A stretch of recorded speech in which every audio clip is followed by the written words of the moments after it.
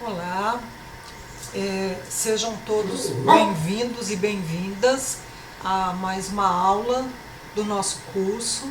Hoje nós começamos a trabalhar com um livro sobre educação especial, livro que é de autoria de professoras da Universidade Estadual do Estado de Santa Catarina e que foi escrito especialmente para estudantes dos cursos de licenciatura em pedagogia, né, sobre a forma da oferta à distância. Então, é um material excelente que foi preparado para vocês e que vai nos ajudar a pensar questões fundamentais do campo da educação especial, sobretudo no que se refere a relação que a educação especial tem com o tratamento adequado da diversidade que nos constitui no âmbito das escolas, que é o que nos interessa mais detidamente. Bom, a parte indicada para leitura obrigatória para essa semana vai da página 15 até a 28, né, o que não quer dizer que vocês não devam ler a parte introdutória, mas essa primeira sessão, da página 15 a 28, ela, né, trata de uma análise histórica acerca dos aspectos históricos, políticos e legais da educação especial, explorando minuciosamente o tratamento que as pessoas com deficiência receberam ao longo da história no mundo ocidental, né? E o nosso ponto de partida envolve assumirmos o compromisso de que trabalhar com as diferenças e dentre as diversas diferenças, as deficiências, é algo, né, absolutamente necessário para que a educação possa atuar decisivamente na construção de uma sociedade mais justa e socialmente solidária entre as pessoas. E né, para esse compromisso que todos nós, enquanto professores, somos convidados, né, a atuar na realidade, assumindo essa responsabilidade de promover, de fato, a educação inclusiva. É um enorme desafio, né, cada vez que a gente se vê diante dele, né, mas é importante termos isso, né, como ponto de partida do nosso trabalho. Bom, os objetivos das autoras nessa primeira parte é de fomentar nos estudantes a compreensão da importância das políticas públicas voltadas a esse público, a esses sujeitos, e dos instrumentos legais de inserção social e profissional para as pessoas com deficiência, né? Ou seja, o ordenamento jurídico, o conjunto de leis necessárias e que vai possibilitar que essas pessoas sejam socialmente inseridas, sejam profissionalmente inseridas na sociedade. E mais do que isso, né, de que elas sejam respeitadas. Bom, nesse capítulo, especialmente nessa parte do texto, né, vocês, como anunciam as autoras, são convidados, né, a pensar, né, como as pessoas com deficiência eram tratadas em cada momento histórico, como é que elas eram percebidas socialmente, elas eram mais ou menos aceitas, quais eram os direitos que essas pessoas possuíam em diferentes momentos da história. E aí elas começam a analisar esses diferentes momentos, iniciando mesmo pelos primórdios da história da humanidade, perdão, né? na Idade Antiga, então nos primórdios, no início da história da humanidade, história essa caracterizada, né, por séculos em que o principal objetivo das pessoas era a sobrevivência física, na medida em que essa sobrevivência ela se dava num ambiente hostil e agressivo, caracterizado por fortes mudanças climáticas, por animais ferozes, alimentos escassos, né? A alimentação se tornou menos escassa a partir do desenvolvimento de novas tecnologias pelo próprio homem. Então, esses primeiros seres humanos eram obrigados a viver de forma nômade, e num cenário como esse, como destacam as nossas autoras, né, possuir uma deficiência era um empecilho à própria sobrevivência biológica da espécie, né? Se aquele sujeito possuidor de uma deficiência ele não tivesse condições de acompanhar o grupo, ele se tornava um atraso, um estorvo para o grupo e era deixado para trás. Então, né, são séculos e séculos caracterizados por um mecanismo de seleção natural muito semelhante ao que se verifica entre os animais, né? Somente os mais fortes aqui com muitas aspas, sobreviviam a isso, né? E os deficientes não eram socialmente vistos como pertencentes a esse grupo. A partir do momento em que o homem pôde ir revolucionando a própria tecnologia de sobrevivência, que possibilitou o desenvolvimento da agricultura, o aprimoramento das habilidades de caça, né? Então, os homens puderam desenvolver formas mais avançadas de organização social, né? Modificando as relações de poder, e dessa maneira também, né, modificando as formas de compreensão acerca desses diferentes, né, as pessoas com deficiência.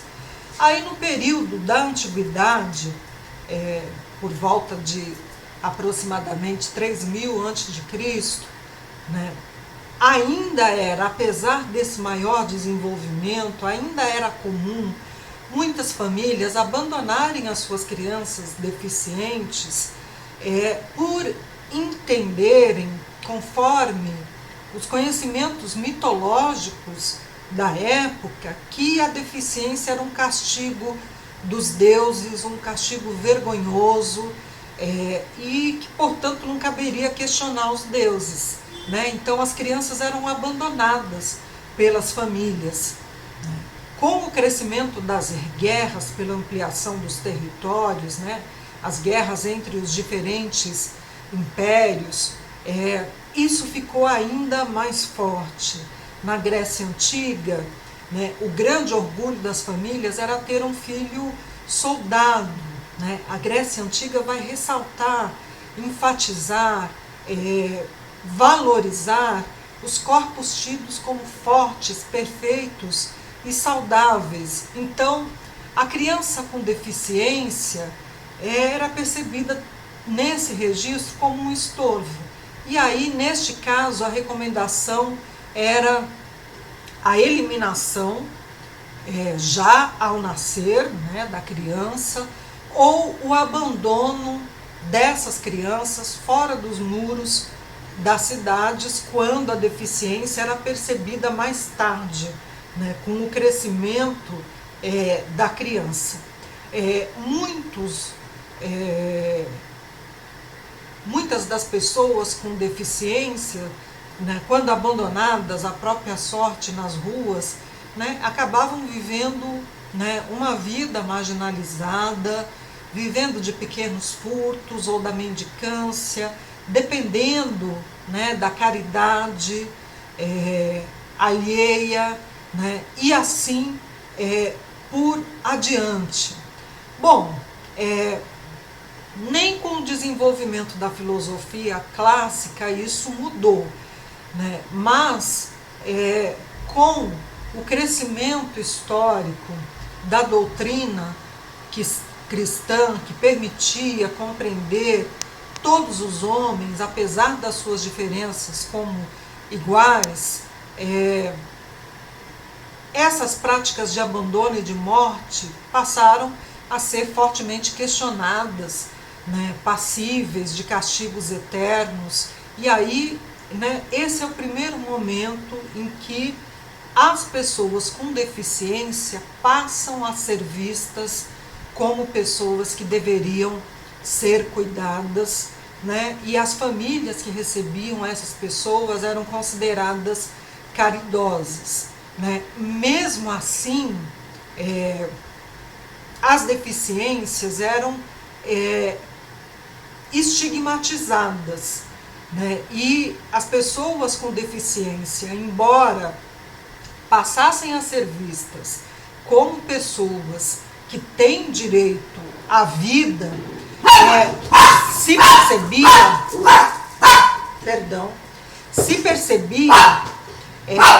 essa vida como uma vida que deveria ser isolada das demais.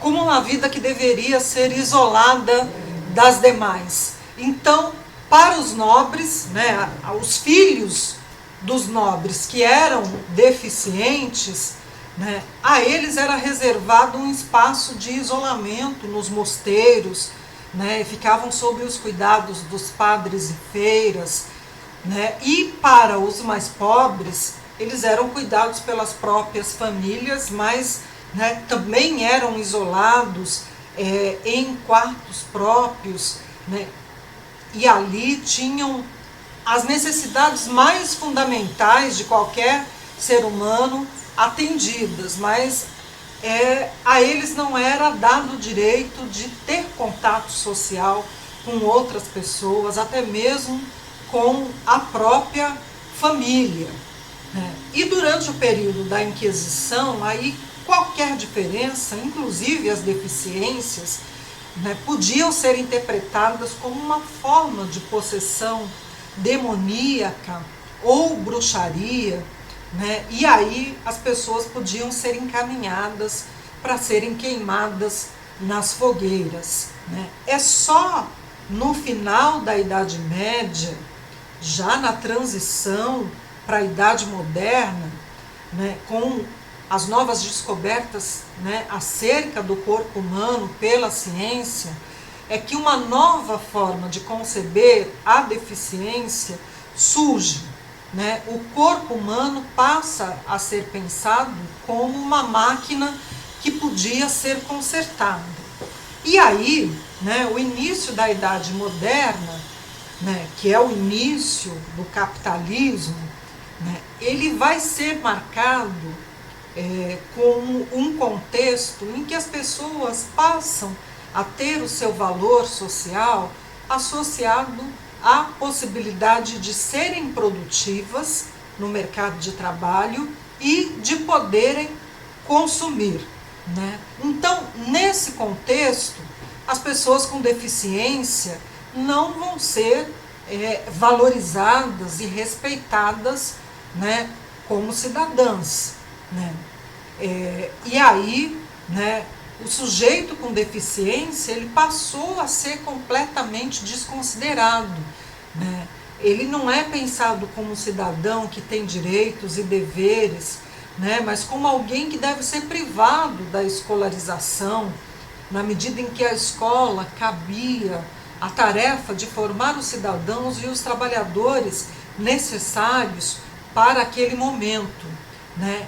E é só na idade contemporânea que, como destacam as nossas autoras, surgem as primeiras tentativas de educar uma criança considerada deficiente mental, né? Mas ainda numa perspectiva de isolamento dessas pessoas em instituições específicas para elas, né?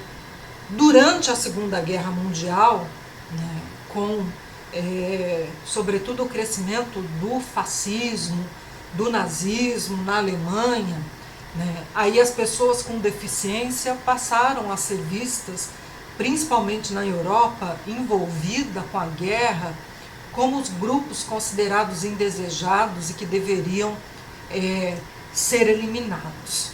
Foi só após a Segunda Guerra Mundial, né, que muitas pessoas com deficiência, né, passaram a ser vistos, né, como sujeitos, e sujeitos que deveriam ser alvo de atendimento específico, pelo menos em relação a algumas deficiências, né? E aí, né, as décadas seguintes vão ser décadas caracterizadas, né, pela oferta de próteses, lentes, aparelhos de surdez, né? Então, né, todo um aparato voltado para atender adequadamente algumas deficiências, mas ainda dentro de uma perspectiva médico-assistencialista, que tendia a manter esses sujeitos segregados, separados, né, do convívio com os ditos, com muitas aspas, normais, né? E isso impactou a educação, inclusive até o início dos anos 80, muitas das dificuldades de aprendizagem, que nada mais eram do que dificuldades de aprendizagem, eram interpretadas pela própria medicina, pela psicologia, como indícios de alguma forma de deficiência psicológica ou intelectual, né? E essas vão ser as décadas caracterizadas pela criação de escolas especiais, né? A partir dos anos 80, sobretudo após a promulgação da Constituição de 88, aí é criada uma modalidade da educação que vai ser a educação especial, né, e que começa, né, a ser desenvolvida ainda mantendo essa segregação, né. Foi só depois, em meados dos anos 90, com avanços na legislação educacional, né, que se pôde trabalhar com a perspectiva de uma educação inclusiva, né, e que pudesse integrar a todos. E mesmo assim, do ponto de vista do desenvolvimento de políticas públicas para esses sujeitos, manteve-se, né, ainda o fraco investimento em políticas específicas para esses sujeitos, manteve-se na legislação educacional brasileira a possibilidade do Estado desobrigar-se em relação a essa responsabilidade, a esse dever que o Estado brasileiro tem de educar essa população, transferindo grande parte dessa responsabilidade para instituições privadas que, ainda que ofereçam, como é o caso das APAES, né, um atendimento excelente, isso vai significar a exclusão nos sistemas públicos de ensino, nas escolas públicas, que são as escolas, né, cuja maior parte da população brasileira tem acesso. Então, tudo isso para dizer, né, que a mera existência de uma legislação que exija responsabilidade entre os sujeitos, né, não se traduz necessariamente em direitos plenamente alcançados, né? E por fim, elas finalizam o texto nos convidando a pensar sobre os mecanismos de exclusão das pessoas com deficiência, né, desses sujeitos considerados anormais, com muitas aspas, presentes, né, no momento presente, que é esse momento caracterizado por essa integração funcional, né, de forma que eles participem em tempo parcial ou completo das classes de ensino comum, né, mas é um convite a pensarmos de que forma se dá essa participação, né, de que forma essas diferenças são encaradas e percebidas nas escolas, né? E por fim, como é possível criar estratégias educacionais que não só respeitem esses sujeitos, mas os valorize e atenda adequadamente às suas necessidades específicas. Bom, na semana que vem nós continuaremos trabalhando com esse mesmo livro, né? Vamos dar o sequenciamento de leitura, então aproveitem a leitura, né? Acompanhem o mapa de atividades, ele é muito importante para todos vocês. Nos vemos no próximo encontro. Muito obrigada pela presença e acompanhamento.